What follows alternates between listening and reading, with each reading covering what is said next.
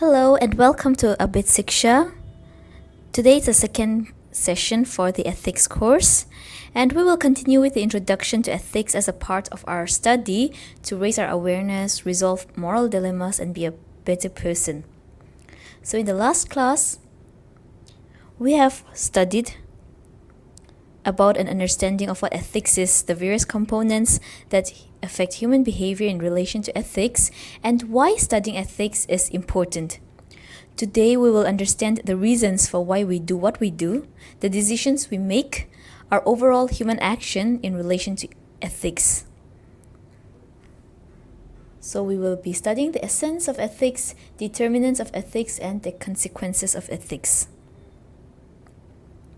But before we start, let me again give you a scenario to have you thinking on what decision you will be making and why.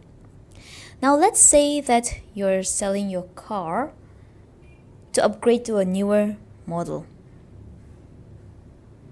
You need money to upgrade it, and so you got a few people who are interested in your car. There's nothing much wrong with it. So you fail to disclose the fact that it has trouble starting from time to time, or that it was involved in an accident. The day of the meeting has arrived, and having the final talk on the purchase of the car. But you need the money, so what will you do? Should you disclose whatever is wrong with it to potential buyers and take the risk of not selling it? Or would you leave it to them and make them consider purchasing a used car to be a buyer beware situation? Now, many of the decisions, the attitudes, and the behavior we act out depends a lot on what our belief system is and where our values are prioritized. As we have learned in the previous session, all of these are closely linked. Beliefs are the ideas we hold to be true, such as our faith, culture, education. These beliefs are what gives us our values, something that is important for us, like happiness, career, family, success, etc. Now, it is these values that shape our attitudes, how we treat others and approach various situations such as respect, being professional, peer pressure. And these attitudes shapes our behavior, how we act. To get deeper knowledge on the morality of our actions, we need to understand the essence of ethics, what determines it, and what are the consequences, which we will be learning in this session. Essence means the intrinsic nature, or what you call the basic nature or quality of something that determines its character. For example, the essence of a teacher is teaching. The essence of a lawyer is to seek justice. So what is the essence of ethics? What are the characteristics of ethics? We have a few points. The first is society-oriented, may or may not be legally binding. The nature of ethics differ, challenges the status quo. They are subjective and objective in nature, and it changes with time. Now, why do we say that one of the essence of ethics is being society-oriented?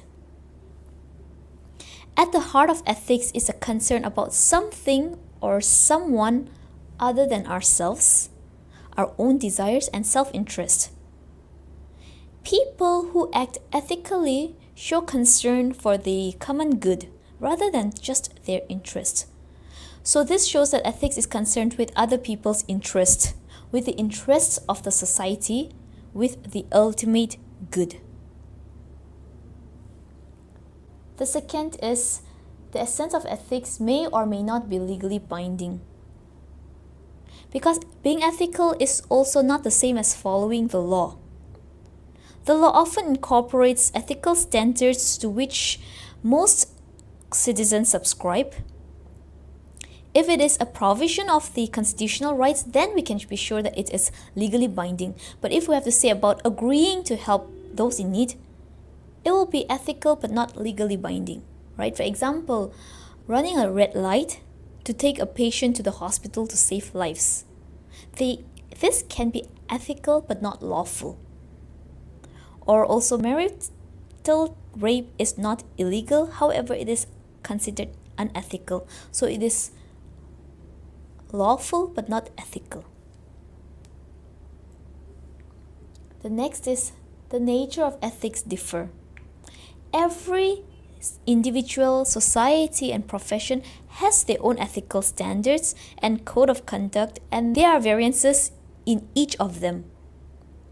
Those in businesses have their own set of business ethics, lawyers have their own legal ethics to follow, and so on.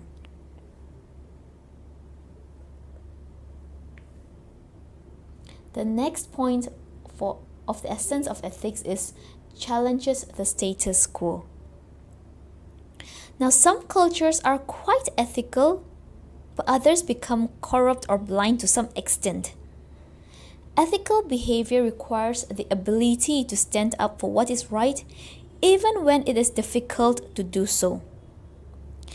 It takes a lot of courage to put oneself in a position where one may be seen as not complying with cultural norms or expectations.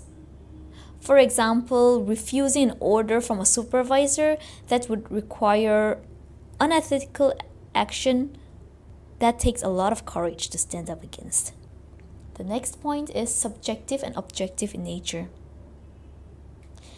The essence of ethics, as we have always known, is a subjective and objective aspect which varies from one approach to another approach, one philosopher to another philosopher, one person to another person. And ethics is purely subjective because there is no absolute standard of right from wrong. However, the end objective will be similar from all the perspectives. For example, right now in the current scenario, gender issues is one of the ethical issues, wherein people have their own opinions and assumptions, and it greatly differs. The next is it changes with time. The moral standards or ethical principles do not remain fixed because morality is grounded in reality and reality changes. Ethical standards vary so much from people to people, culture to culture. An individual's ethical standards might stay consistent across all contexts, but it is also possible that those standards might change for certain course of events. So people's moral values tend to change with time. So that is the last point of essence of ethics. Now we will go to determinants of ethics. What determines ethics? There are various factors that determine or shape the ethical standards in an individual and society. Ethics, as we know, are the guidelines or personal beliefs by which humans live their life. So some of the important determinants of ethics are religion, societal rules, individual values and preferences, and time. We will look at this one by one. Religion. Most religions have ethical components. Ethics, which is broader than the component of analyzing right and wrong, encompasses right conduct and good life. Since most religions give instructions by which believers are to base these beliefs, religion and ethics are almost one and the same for those of faith.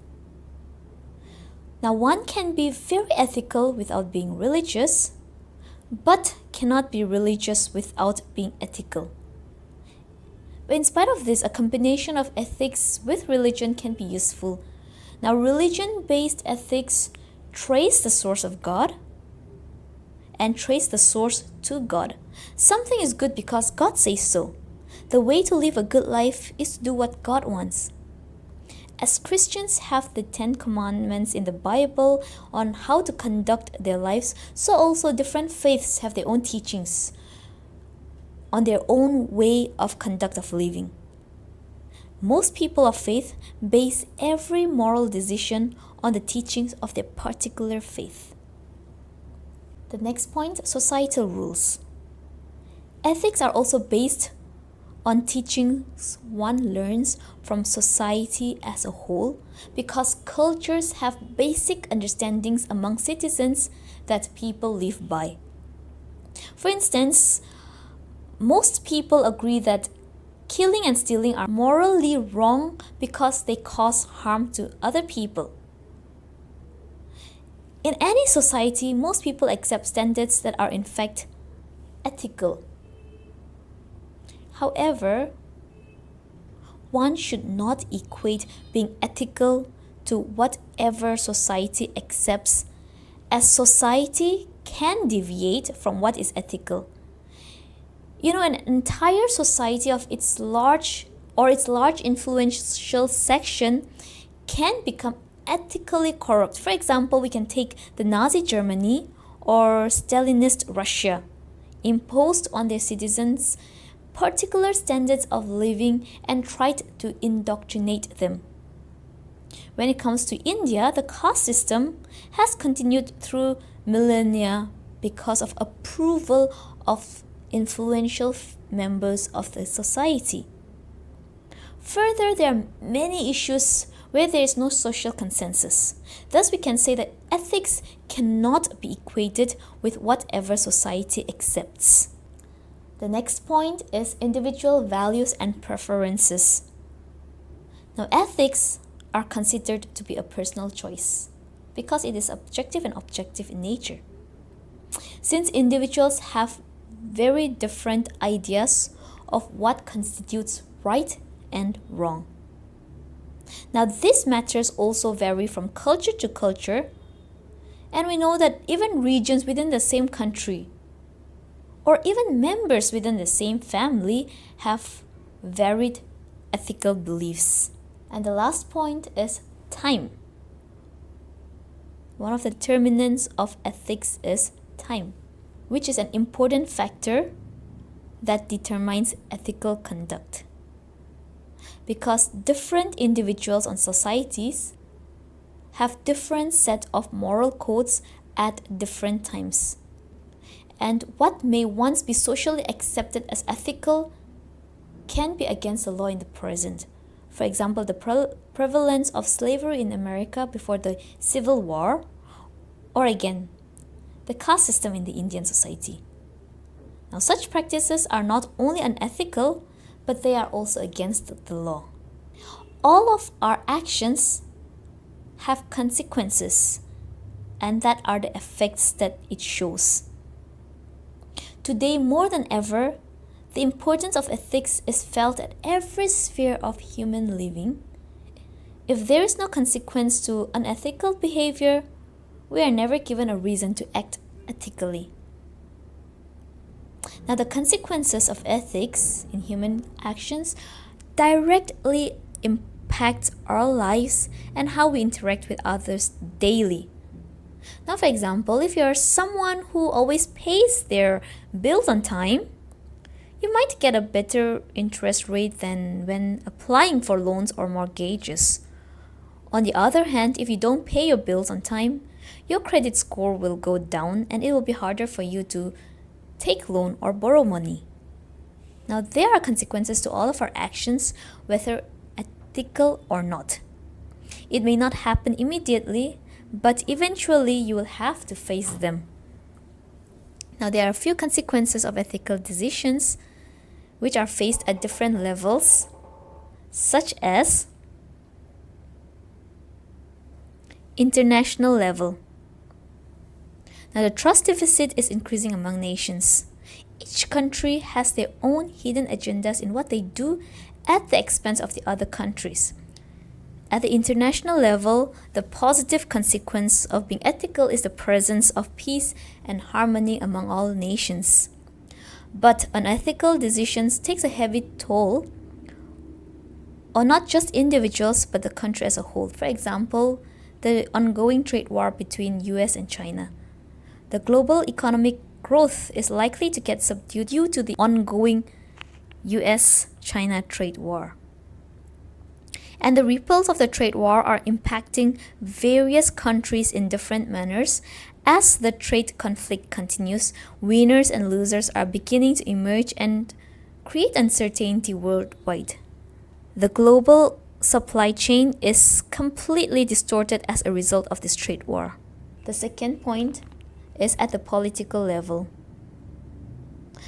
A successful political system requires trust and commitment from the society, and this trust comes only when the ethics are high.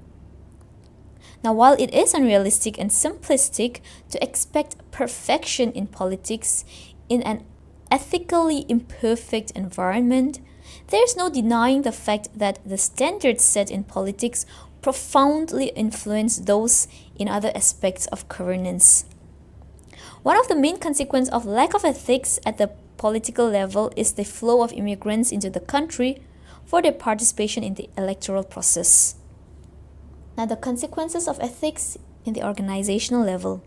Creating an ethical culture requires thinking about ethics not simply as a belief problem, but also as a design problem. At the organizational level, its brand quality improves, creates trust among people. Now, that is the positive consequence. But unethical behavior takes a significant toll on organizations by damaging reputations, harming employee morale, and increasing regulatory costs, not to mention the wider damage to society's overall trust in business. Now, the biggest manifestation of loss of ethics is corruption. And some of the examples of consequences of absence of ethics in the organizational level is Volkswagen emission fiasco and also the Wells Fargo deceptive sales practices to Uber privacy intrusions. Next, societal level. Having good ethical standards helps in bringing integration and stability to the society. At societal level, it creates social capital, communal harmony, the absence of greed, and distributive justice. But in the absence of ethics, it often leads to chaos in the society. Again, at societal level, corruption has become a norm now as people do not consider it wrong. Regionalism, castes, religious groups have taken over the ethics of secularism, nationhood, and brotherhood. And the last, at the individual level, ethics are the standards which influence the decisions made by a person. At individual level, it will build self-confidence, courage of conviction, trust, and credibility. But the failure of ethics at the individual level has implications at all the other levels, at the societal, regional, national, and even international. It is the failure to comply with moral principles that people indulge in behaviors such as using abusive language, crime against women, children, or even as simple as urinating in public, etc., which creates nuisance for public order, morality, and decency. And we have come to the end of today's session. In the next session, we will be talking about the dimensions of ethics. Thank you.